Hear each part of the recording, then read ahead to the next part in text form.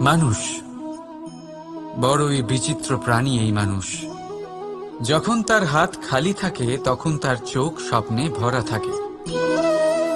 যখন হারাবার কিছুই থাকে না তখন অর্জন করার চেষ্টা করে যায় সে নির্ভয় হয়ে এগিয়ে চলে প্রত্যেক সংকট, প্রত্যেক বিপদের সম্মুখীন হয়ে। কিন্তু যখন হাত ভরে যায় তখন স্বপ্ন দেখাই বন্ধ করে দেয় সে। যা পেয়েছে তা যাতে হারিয়ে না ফেলে সেই ভয়, সংকট ও বিপদের সম্মুখীন হওয়া বন্ধ করে দেয়। সেই পথটাই ভুলে যায় যাতে চলে সে সাফল্য অর্জন করেছে। এটা অনুচিত। জীবনে যে কোনো পরিস্থিতি আসুক, যে কোনো অবস্থায় থাকুন, আহ্বানগুলোকে স্বীকার করুন। কারণ যদি আপনি সেই আহ্বান স্বীকার করেন তবেই আপনি এই সংসারকে